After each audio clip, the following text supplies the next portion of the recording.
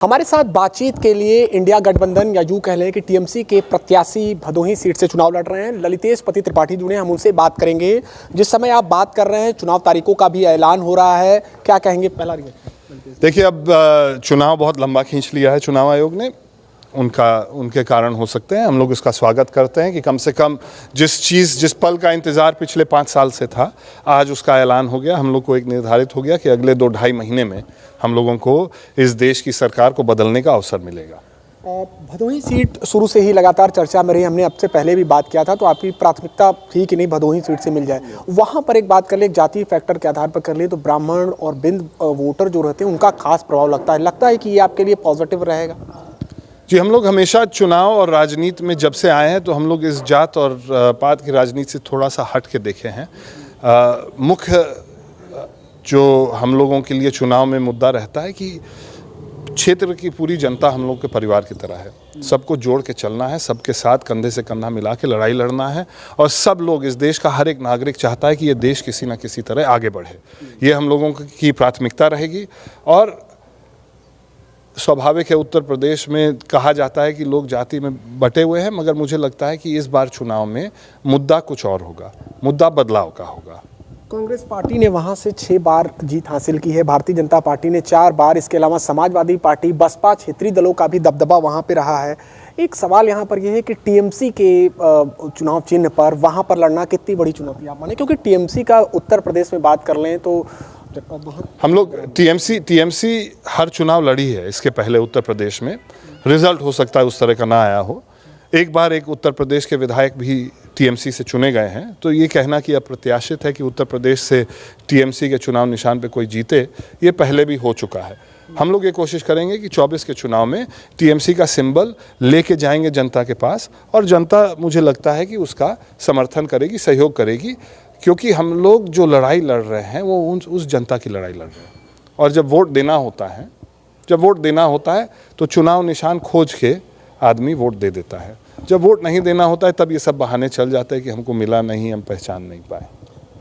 Congress party के दिग्गज नेता, पार्टी अध्यक्ष ने कहा है कि यह लोकतंत्र बचाने का अंतिम मौका होगा। मल्लिकार्जुन खड़गे की बात कर रहे हैं, अभी उनका बयान आया है।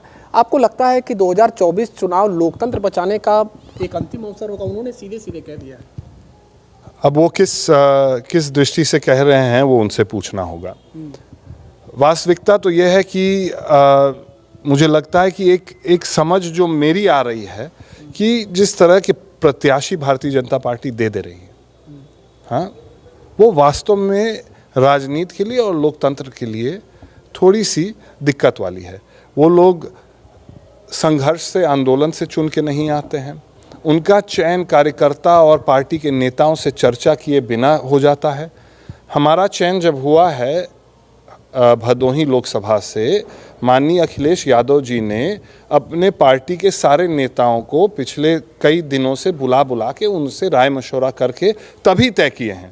ये भारतीय जनता पार्टी में नहीं होता है, और मुझे लगता है कि ये लोकतंत्र के लिए एक बहुत बड़ा खतरा है कि अगर आप प्रत्याशी बस थोपते जाइएगा कार्यकर्ताओं के ऊपर और जनता के ऊपर, तो उसका कहीं ना कहीं रिएक्शन होगा। ये एक कारण और ये एक उदाहरण हो सकता है जिसकी बात मल्लिकार्जुन खड़गे जी कर रहे हैं।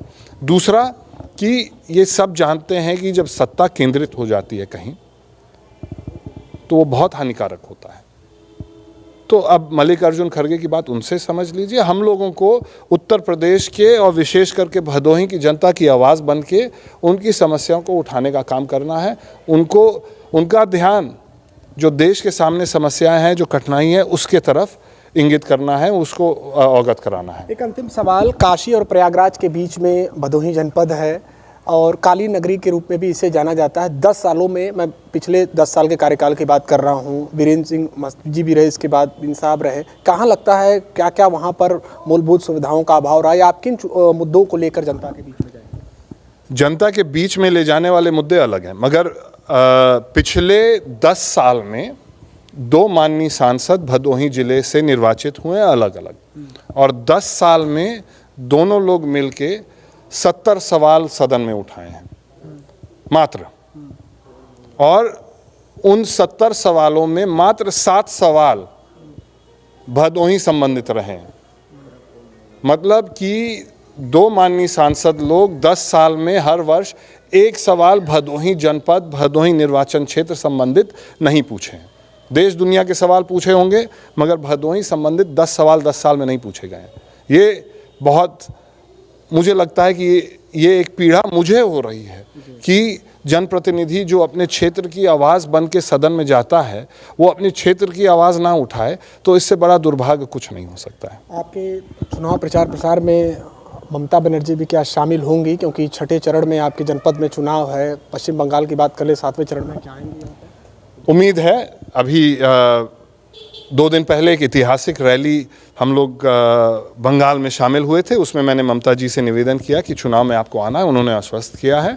उस समय चुनाव की तिथि निर्धारित नहीं हुई है, मगर मुझे उम्मीद है जब वो मुझे लड़ा रही हैं तो वो आके यहाँ पे हमारे अभियान को, हमारे इस जंग को बल देंगी। ममता बनर्जी की वो छवि है, उन्होंने गरीब, मजलूम, दबे कुचले लोगों की आवाज़ बन के लड़ाई लड़ी है, उनको हक दिलाने का काम किया है, और मुझे लगता है कि उत्तर प्रदेश के लोग भी उनकी तरफ आशा भरी निगाहों से देख रहे हैं। शुक्रिया बातचीत के लिए। तो ये थे हमारे साथ ललितेश पति त्रिपाठी जी, जो भदोही से उम्मीदवार हैं।